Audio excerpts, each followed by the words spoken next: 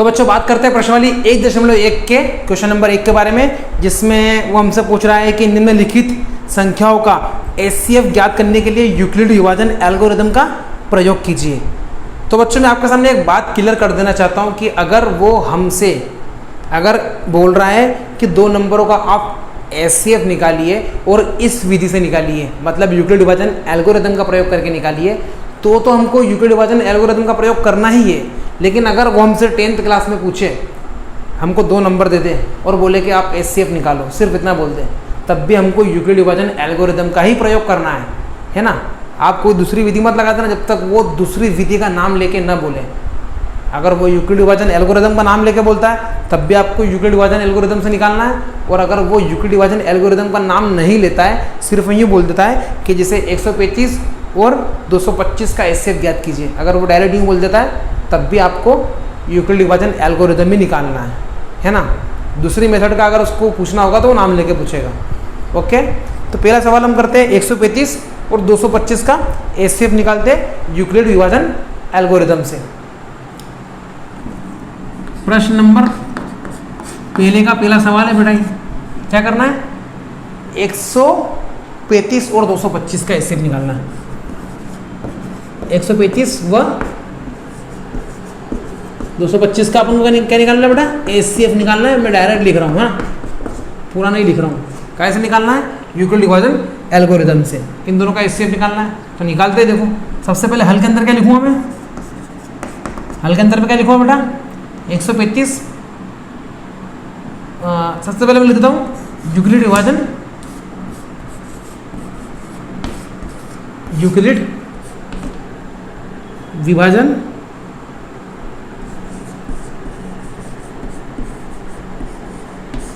Algorithm से।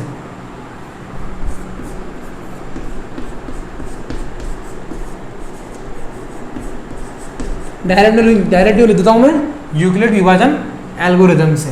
तब क्या करना है, सबसे पहले तो दोनों में से बड़ा नंबर कौन है, 225 बड़ा है, तो मेरे लिखूँगा 225 जो है वो बड़ा है किससे, 135 से। ये मैं आपको बता चुका हूँ है ना, इंट्रोडक्शन के अंदर मैंने आपको यूक्लिड विभाजन एल्गोरिदम कैसे होता है, क्या होता है, इसके बारे में मैंने आपको बता दिया था। यहाँ पे देखो क्या है, 225 किससे बड़ा है, 135 से बड़ा है। तो अब हम क्या करेंगे, इन दोनों नंबरों के अंदर यूक्लिड विभाजन प्रमेयिका का प्रयोग करेंगे। तो लिखूँगा मैं यहाँ पे 225 व 135 में यूक्लिड विभाजन प्रमेयिका का प्रयोग करने पर यूक्लिड विभाजन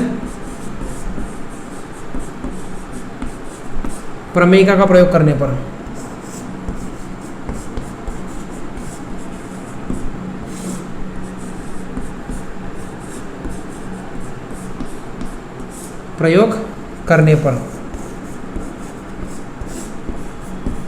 ठीक है बेटा। अब देखो आगे मैं बार बार ये इतना बड़ा नहीं लिखूंगा क्योंकि मेरे बोर्ड पे जगह नहीं बचेगी, तो मैं सिर्फ क्या लिख दूंगा, जैसे यहाँ पे लिखा ना मैंने 225 व 135 में है ना, इतना मैं लिख दूंगा और आगे का पार्ट मैं बोल दूंगा, वो आपको लिखना है। तो देखो इन दोनों में मैं क्या लगूंगा, यूक्लिड विभाजन प्रमेय का लगूंगा। सीधी सी बात है, छोटा नंबर कौन सा है 135, बड़ा कौन सा है 225। तो मैं 135 से 225 में भाग दूंगा, काय के अंदर, रफ के अंदर, रफ कार्य के अंदर। तो आप इसके अंदर ही मत दे देना, ये रफ कार्य में करने का काम है। तो देखो ये 135 मैंने लिखा यहाँ पे, 225 यहाँ पे लिखा, सीधी सी बात है एक ही बार भाग जाएगा है ना, 2 बार दूंगा तो 225 से बड़ा नंबर आ जाएगा। तो एक बार जाएगा, कितना आएगा, एक बार जाने में 135 आएगा, 135 से कम 135 घटाएंगे, 5 में से 5 गया 0। अब 2 में से 3 तो जाएगा नहीं, तो इस 2 से हम एक इसको उधार दिलवा देंगे, तो ये बन जाएगा 12। 12 में से 3 गया तो बेटा क्या बचेगा, 9 बचेगा। अब ये कितना बचा, 1, और ये भी कितना बचा, 1। तो 1 में से 1 गया तो 0, 0 को हम लिखते ही नहीं है। तो 225 जो आया हमारा कैसे आएगा, यूक्लिड विभाजन प्रमेयिका से, भाज्य बराबर भाज्य गुणित भागफल प्लस शेषफल। तो 225 बराबर क्या आएगा बेटा, 225 जो है वो हमारा आएगा 135 गुणित 1 प्लस 90। अब मुझे बताओ यहाँ पे ये हमारा आर है, ये क्या 0 आया क्या, नहीं आया। तो हम यहाँ पे लिखेंगे कि चूंकि ये जो हमारा आर है वो क्या नहीं आया, 0 नहीं आया। तो अब अपन क्या करते बेटा, इन दोनों नंबरों पर यूक्लिड विभाजन प्रमेयिका लगाते हैं। तो क्या करेंगे अपन, इसलिए 135 व 90 में यूक्लिड विभाजन प्रमेयिका से, ये आपको लिखना है। ओके, ये आपको लिखना है इसके नीचे ये लिखने के बाद मैं क्या कर रहा हूं वो देखना आप। बड़ा नंबर कौन है 135, तो 135 में हम भाग देंगे किससे, 90 से। कितनी बार जाएगा बेटा, एक ही बार जाएगा, 90 एकम 90, कितना बचेगा, देखो यहाँ से 5 में 0 गया तो 5, 13 में से 9 गया तो 4, 45। ओके, तो यहाँ पे ये लाइन लिखने के बाद आपको लिखना है 135 बराबर 90 गुणित 1 प्लस 45। अब तो आपको समझ में आने लगा होगा, अब तो आपको कोई प्रॉब्लम नहीं हो रही इन सवालों में, अच्छे से मैंने इंट्रोडक्शन में बता दिया है आपको।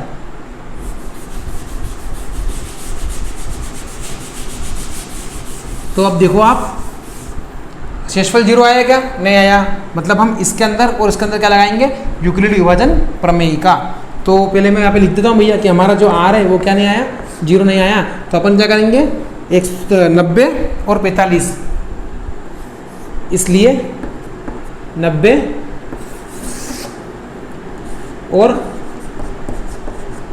45 में यूक्लिड विभाजन प्रमेयिका का प्रयोग करने पर, तो सीधी सी बात है 90 बड़ा 45 से, तो 45 से हम क्या करेंगे 90 में भाग देंगे, कितनी बार जाएगा बेटा, 2 बार जाएगा, 45 गुना 90, और यहाँ पे हमारा शेषफल क्या जाएगा, 0 आ जाएगा। तो यहाँ पे हमारा शेषफल 0 आ गया, तो जहाँ पे हमारा शेषफल 0 आ जाए उस कंडीशन का जो भाजक रहता है मतलब 45, वही हमारा क्या रहता है, HCF रहता है। तो पहले हम इसको लिख देते हैं, 90 बराबर 45 गुणित 2 प्लस 0। तो यहाँ पे हम लिखेंगे चूंकि हमारा जो R है वो 0 के बराबर आ गया है, अतः जो हमारा HCF रहेगा वो रहेगा HCF कि किन नंबरों के बीच में निकाला हमने, तो 135 और 225 के बीच में निकाला, तो हम लिखेंगे HCF ऑफ 135 और 225, ये जो रहेगा कितना रहेगा बेटा, 45 रहेगा, 45 रहेगा। तो इसके अंदर आप ये बात ध्यान रखना कि ये जो मैं रफ में लिखता हूँ वो आप यहाँ पे लिख मत देना, है ना, ये आपको पीछे जाके करके आना रफ कार्य के अंदर। और दूसरी बात ये है कि जो हमने HCF निकाला है, हम किन के बीच में HCF निकाल रहे थे बेटा, इन 2 नंबरों के बीच में निकाल रहे थे, तो हमको इन दोनों नंबरों का HCF तो मिला ही मिला, हमको इन दोनों नंबरों का भी HCF मिल गया, इन दोनों नंबरों का भी HCF मिल गया। मतलब ये कि 45 जो है वो 225 और 135 का HCF होने के साथ साथ 135 और 90 का भी HCF है, और 90 और 45 का भी HCF है। तो हमको कितना फायदा हो गया, देखो हमने यूक्लिड विभाजन एल्गोरिथम से HCF निकाला 2 नंबरों का, तो इसमें हम क्या कर सकते हैं, इसमें हम बड़े बड़े नंबरों का HCF तो निकाल सकते हैं, इसके साथ में जो भी बीच में नंबर आते हैं, जैसे ये आए दोनों, तो इन दोनों का HCF भी है 45, इसका और इसका, मतलब इन दोनों का HCF भी क्या है 45। अब जब 45 और 90 का HCF निकालोगे तो आपको 45 ही मिलेगा। तो ये हमने कर लिया पहला सवाल, ठीक है, अच्छे से आपको समझ में आ गया होगा, इसको फटाक से नोट कीजिए।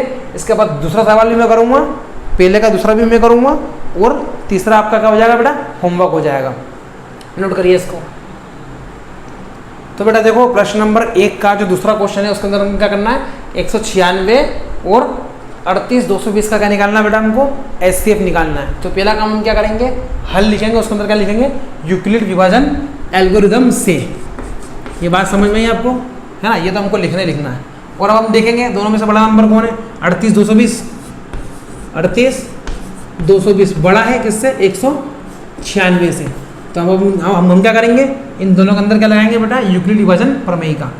तो 38 220 व 196 में यूक्लिड विभाजन प्रमेयिका का प्रयोग करने पर यह आपको लिखना है ना, यहाँ तक लिखूंगा मैं, इसके बाद का आपको लिखना है। तो इन दोनों नंबरों के अंदर मुझे क्या लगाना है, यूक्लिड विभाजन प्रमेयिका। सीधी सी बात है, छोटा नंबर ये, तो हम इससे इसके अंदर भाग देंगे, मतलब 196 से 38 220 के अंदर भाग देंगे।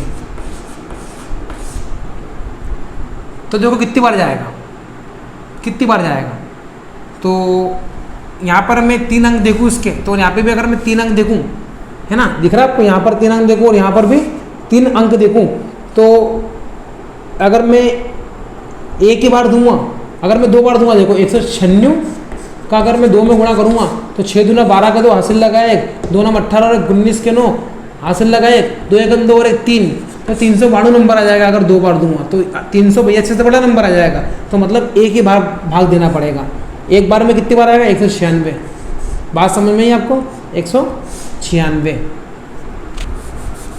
एक बार में कितना आएगा 196। अभी भाग खत्म नहीं हुआ बेटा, अभी भाग चलेगा ही। तो देखो 2 में से 6 जाएगा कि नहीं जाएगा, तो इस 8 से सॉरी मतलब इस 3 में से हमने इस 8 को एक नंबर दे दिया, ये बन गया 18। इस 18 में से हमने एक इसको दे दिया तो ये बन गया 12। 12 में 6 गए तो कितने बचेंगे 6, है ना। ये 18 था, 18 में से हमने एक उसको दे दिया था तो ये कितना बन गया 17। 17 में 9 जाएगा तो कितने बचेगा बेटा 8 बचेगा। ओके, अब देखो ये 3 था, 3 में से इसने एक उसको दे दिया तो ये कितना बच गया था बेटा 2 बच गया था। 2 में से 1 गया तो 1, मतलब 186 बचा हुआ है ना। आप यूँ मत समझ लेना कि भाग खत्म हो गया है, ये शेषफल है बचा है। बेटा 2 नंबर और बचे ऊपर के, वो हम उतारेंगे नीचे, उसके बाद भाग खत्म होगा, है ना। इसलिए कि आपने उतारे नहीं और आप समझ गए कि यार एक बार भाग गया नहीं, नंबर बच गया। बेटा ये 2 नंबर के बारे में भी तो बात करनी है भी हमको। तो ऊपर से क्या उतरेगा, ऊपर से 2 उतरेगा, ऊपर से 2 उतरेगा। अब देखो बेटा 196 के अंदर मैं 10 से गुणा करूँगा तो मुझे क्या मिलेगा 1960 मिलेगा। तो 10 से गुणा करने पर 1960 मिल रहा है, मतलब 1960 जो है वो इससे बड़ा नंबर है कि नहीं 1862 से, तो हाँ बड़ा है। तो इसका मतलब हम क्या करेंगे 10 से नहीं करेंगे 9 से करेंगे। तो 9 छंग 54 का 4 हासिल लगे 5, 9 99 81 और 5 86 का 6 हासिल लगे 8, 9 एकम 9 और 8 17, 17 64। तो ये मतलब 196 में हम किससे बाद भाग देंगे बेटा, मतलब गुणा करेंगे 9 से, तब जाके हमको क्या मिलेगा 17 64, 17 64। तो देखो यहाँ पे भी वही कंडीशन बन रही है। इसमें से एक हमने इसको दिया तो ये बन गया 16, 16 में से हमने एक इसको दिया तो ये बन गया 12, 12 में से 4 गया तो 8, ये 16 था, 16 में से एक उसको दे दिया था तो क्या बन गया था 15 बन गया था, 15 में से 6 गया तो क्या बचेगा बेटा 9, ये था 8, इसने एक उसको दे दिया था तो ये 7 बन गया था, 7 में 7 गया तो 0 और ये 1 में से 1 गया तो भी क्या बचेगा 0।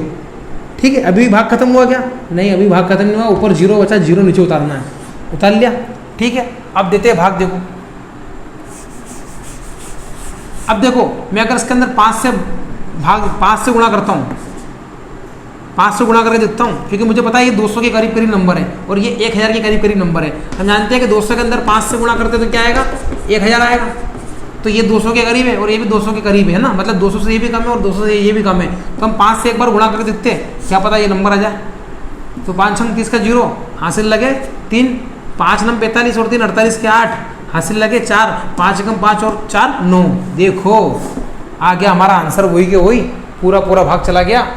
कितनी बार जाएगा बेटा 5 बार जाएगा, ये 5 बार में कितना आ जाएगा 980 आ जाएगा और यहाँ पे क्या आएगा 0 आएगा।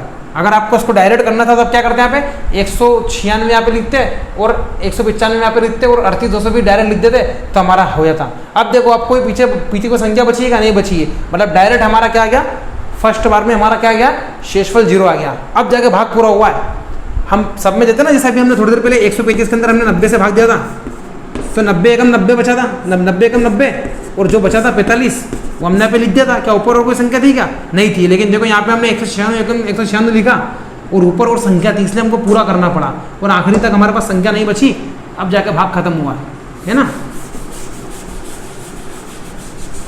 तो देखो इन दोनों में मैंने क्या लगाया, यूक्लिड विभाजन प्रमेयिका का प्रयोग करा। तो यहाँ पे लिखेंगे 38 220 व 196 में यूक्लिड विभाजन प्रमेयिका का प्रयोग करने पर, ये लिखने के बाद आप क्या करोगे 38 220 बराबर इसका इसमें गुणा करोगे और उसमें ये जोड़ दोगे, मतलब 196 गुणित 195 प्लस 0। तो देखो यहाँ पे शुरू में 0 आ गया हमारे पास, तो चूंकि आर हमको क्या मिल गया 0 मिल गया, इसलिए हमारा जो HCF है किसका 38 220 और 196 का, वो क्या है बेटा, तो वो ये नंबर है 196। बात समझ में, जहाँ पे हमको शेषफल 0 मिल जाता है उस स्थिति का जो भाजक रहता है वही हमारा शेषफल होता है। शेषफल क्या HCF होता है। तो देखो यहाँ पे 0 आ गया, मतलब इस कंडीशन में हमारा भाजक क्या है 196 है, मतलब हमारा HCF क्या है 196। तो बेटा जिस सवाल को हम बड़ा समझ रहे थे, कठिन समझ रहे थे, एक लाइन में हो गया। तो तीसरा वाला सवाल आपका होमवर्क है, मतलब पहले का तीसरा, इसको नोट कीजिए। इसके बाद बात करेंगे प्रश्न नंबर 2 के बारे में। जो कि हमने उदाहरण में करा था, सेम टू सेम वैसे ही सवाल है। ठीक है, इसको नोट करिए पहले, इसके बाद उसके बारे में बात करेंगे।